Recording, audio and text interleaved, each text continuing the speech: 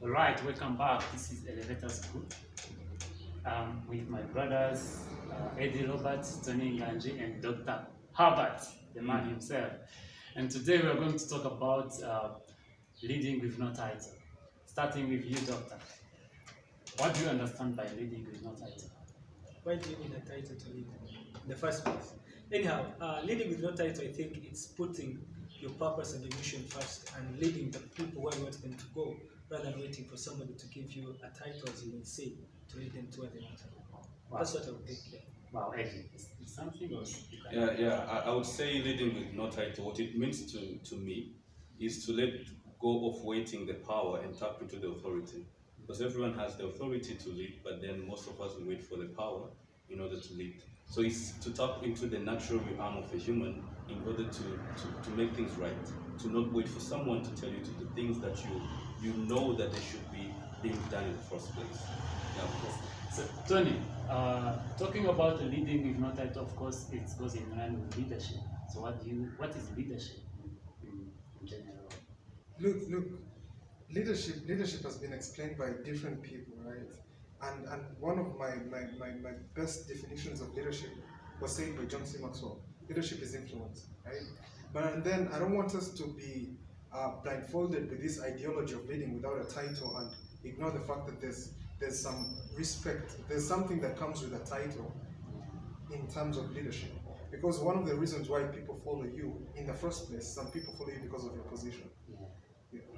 So, Doctor, someone said that if you can lead, if you can't lead yourself, you can't lead others. So, what do you understand by this? What would you be taking then if you can't go there yourself? Anyhow, I'll equate that to the Chinese proverb where they say, "He who that walketh without people following him is just taking a walk," right? And when you look at that, I would beg to just oppose with that statement, because if I'm walking, I'm leading myself. I know where I'm going. I don't need people to follow me, right? Yeah. Now, if I know that where I'm going and I'm able to walk there, then people will follow me because I know where I'm going. So I don't need people to tell me where I'm going, but me going where I'm going, and they will come up to follow me. Wow. So, Eddie, we see many young people, many young black people who are talking all over the world about the issue in the US, the racism. So, what do you say about those young people who are coming up with different ideas, being against that ideology? Yeah, bro, you talked about it. I would say everything that happens, people say everything happens for a reason. I would say everything happened and then we make up a reason. You know, something happened, and I believe everything that happens, it fuels something into a human being. You know, the policeman who killed George, he didn't know all these things is happening in the world. But then because of something that emerged, it fueled that leadership without a title that we have been talking about, and then we start to see emerging leaders. Like I have been watching ladies talking loud and clear and bold, you know. And leadership is not always about being able to do things. It's always about understanding on the deepest human of being, and you say, even if I cannot do something big, but then I feel the urge to do something.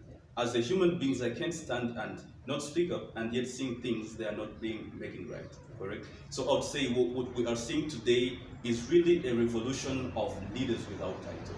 Wow, I like it. So, Tony, still we are on the same thing, the same issue of racism. So, what do you think this is?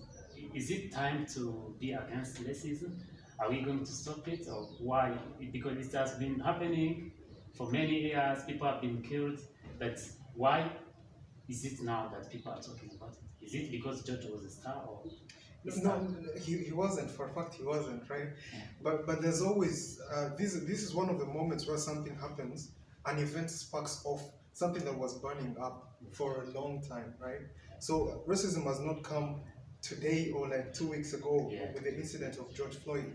But I'm going to remain constant on my point of view, and I want this on record, and I want you guys to listen to me. We have been brainwashed by this kindergarten ideology where we have to classify things. When we're in kindergarten, nursery, they tell us to group blue boxes together, red ones together. And when you do it, we clap for you, right? You've put yellow, now you know the difference between yellow and green. But we are not told to find beauty in diversity, right? So from the word go, we start by looking at a girl and she's fat because she's skinny. He's rich because he's poor. You see, we were talking about the Bible earlier. When Jesus Christ was teaching us how to pray, the first word he said was, "Our Father, who art in heaven." By that word close, "Our Father," it gives us common ancestry. It means we come from a same place. If you have not understood that we all come from the same ancestry, the altitude to which you stand is low. I said it the other time, I'm going to say it today. Just because you have 3 kids in your house and one of them is sick and is calling for attention more than the others, does not mean you leave the others unclothed and unfed. It should be a family issue. It should not be a race issue. It should be a family issue. We as a people, right? So right now I know that black lives and black people are at a higher risk and need attention right now. But it's supposed to be our issue as a people, right? Not as black people. Wow. So Dr. Al, you see, recently when I was in Kenya, we were in training. One lady from Ethiopia refused to go in a small group where we had to do some assignments because she was with Kenyans and she doesn't like Kenyans. So why do you think people has this mentality of having giving value to things that differentiate us? You know, I wouldn't like to generalize to talk about her because I don't know where she came from. I don't know even her culture. I mean, in general. But yeah, when we look at our values, because where do we get our values? Where do they emanate from? They come back to the smallest unit, which is our family. My parents, my mother and father, have implemented 80% of the values I believe in. Now, from my family, it goes to the community. That community also has played a big role in what I believe in. Now, the country itself. You know, when you live here and go to maybe to these Scandinavian countries per se, you'll find in some country where you go and people are like black. They'll segregate you because even those children, when they were growing, they were brought up like that. They were being told by their parents, hey, that's a black man. But behind our color, we all have red blood. You don't have green blood. So as Tony said, you know, we have to know from the Lord's Prayer, our Father, that means we have one Genesis, all of us. So the way I interpret it, that means it's the way I'll bring up my children. And the way I bring them up will be the way they reflect in their lives. Wow. So what do you think? I need maybe one message from Emma, from everyone, starting by Tony. What is your message regarding this issue of injustice? What should we do as humans being racist? We are people and we have to understand that we are people. And I'm sorry to say this, it's going to sound as a strong language, but you cannot be stupid and foolish at the same time. You cannot be stupid by separating people using color and then foolish by killing each other, trying to solve the problem. Yeah?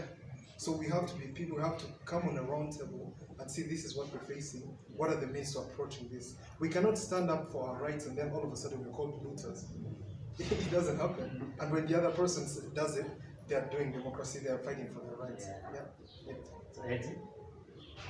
Yeah, what I would say would be, you know, I'm seeing what is happening today, and you apologize me for just bringing this up, because I think we might have the tendency to go deeper into fighting racism, and we find ourselves being racist.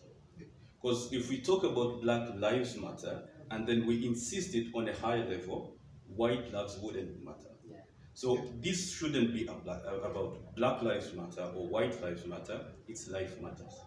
Either way, we are one. We should tap into that oneness rather than this life matter or this life matter. Life matters in a nutshell. I think if I get you where you are trying to say that it's good to be activist but not extremist. Maybe more. Just what I'm trying to get to is to make sure that we don't go an extra mile. Yeah. Of course, we are advocating for the right, but then if we go further, we might find ourselves being racist on our blackism, and then we forget the white. Then we start to put them down and level up the black. So all we need is to say life matters. Yeah. Of course, we advocate for those who are being stolen from their rights, but then we remove the expense to leveling up one race against another, either black, either white, either Asian, with whoever is, life matters. Yeah, sure. So I don't remember where it's either Gandhi or Mandela who said that you can't correct the darkness with the dark with dark. Yeah, So yeah, that's what we shouldn't do. Sure. What is your last message on the issue of racism? Actually, me, I'm a Christian, and I'll base my argument on Christianity. And the first was what Tony said, our Father, one God. And it reminds me of the story of when the Pharisees approached Jesus.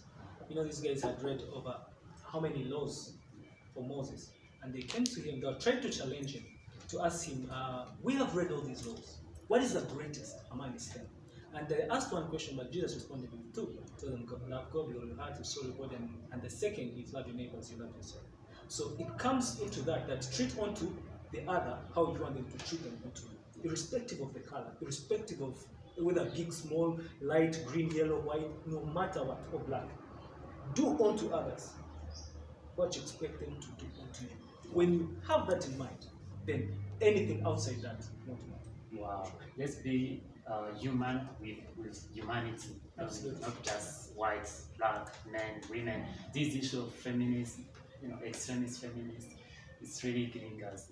Sure. And, so going back to our topic today, reading with no title.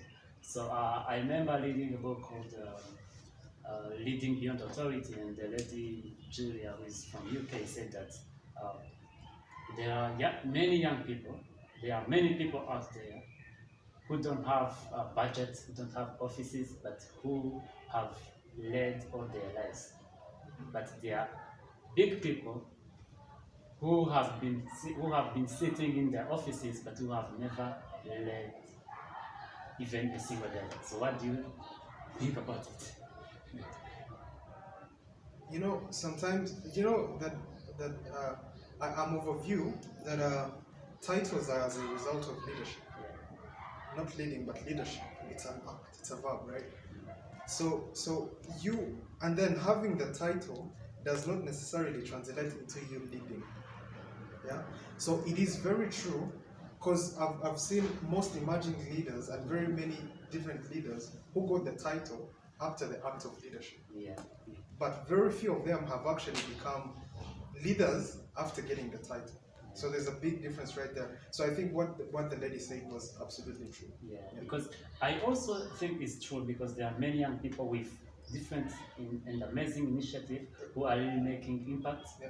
But even those big organizations, when they go to fund, they can't fund those young people, but they keep funding those big organizations who really don't do much. They just buy big cars, build large compounds. Yeah. And so as closing our session today, so Eddy, what do you think, what is your last message with Leading with No Title? What can you tell young people who are out there?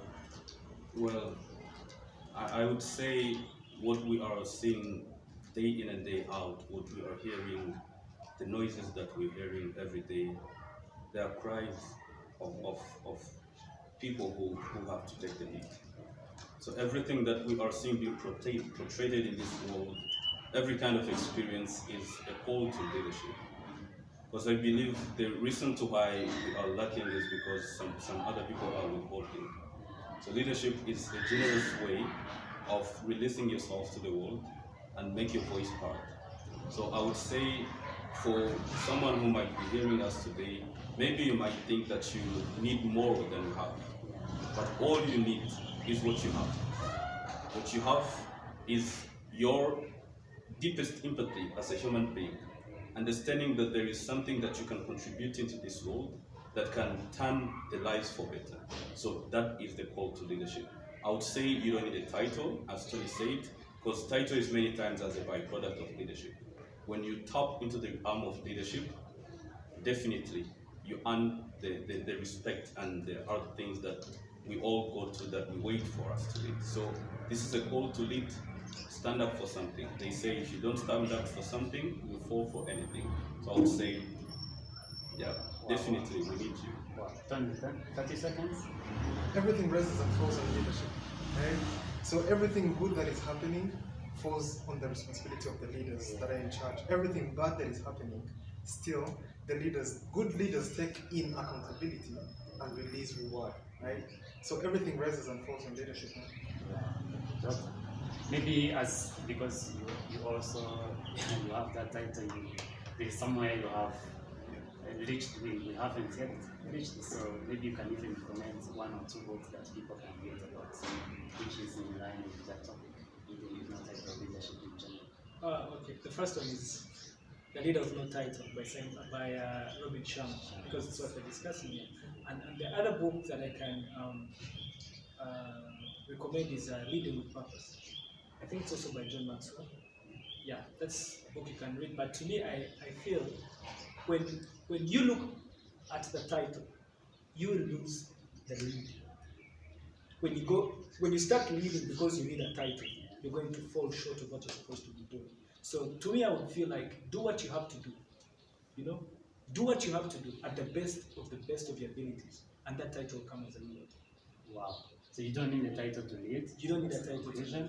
As Dr. Miles Monroe said, leading is influence, as Tony said, and it's also succession. So if you lead and you don't impact people or you don't build people, you will not have someone who will take over when you go. So if you can, we can look at Jesus Christ, Muhammad. They built people. That's why they ministry still here today. So this was Elevators Group. We are here to take you to the top where you belong. The top where you belong. Yeah. Let's meet next time. Cheers.